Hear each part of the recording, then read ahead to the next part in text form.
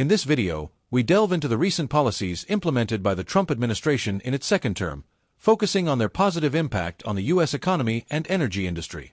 We analyze how these measures are driving economic growth, reducing inflation, and strengthening the U.S.'s position in the global energy market.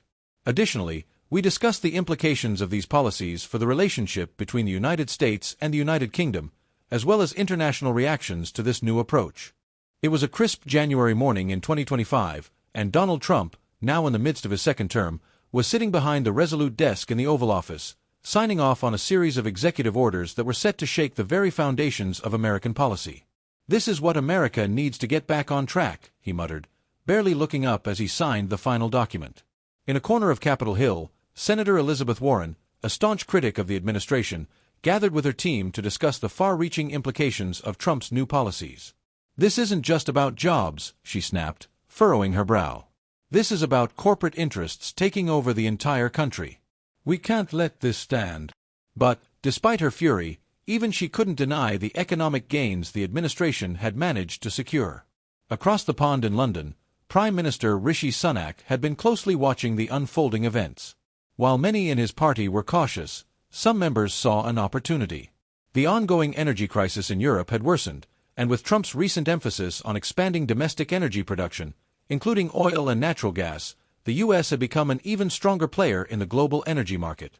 "We need to strengthen our ties with America, now more than ever," one of Sunak's advisors had remarked. "Their energy boom could help alleviate our own shortages." In the midst of all this, Trump's critics were getting louder. Jeremy Corbyn, still a formidable voice in UK politics, had blasted the U.S. administration in a recent speech. "Trump's policies are a disaster for the planet," he declared. "He's putting profit before the environment, and it's working. But at what cost?" Back in Washington, Trump remained undeterred. "They'll come round," he said to his aides, a grin spreading across his face. "They always do."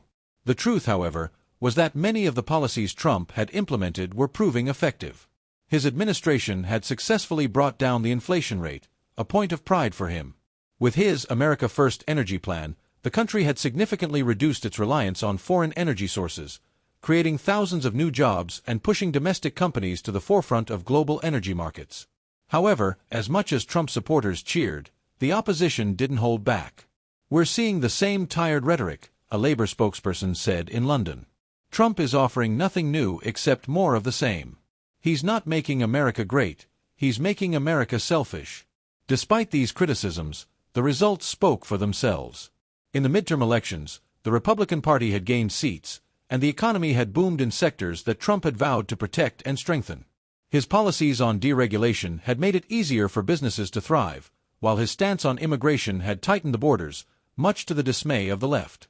But Trump was nothing if not bold, and he wasn't about to stop now. His recent moves had sent a message: America was back on top.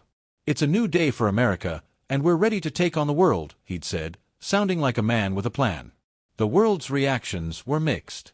The European Union had expressed concern over Trump's climate policies, but behind closed doors, many European leaders were quietly impressed with the strides the U.S. was making.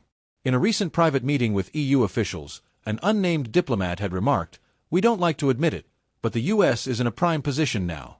Their energy policies are making them less dependent on us.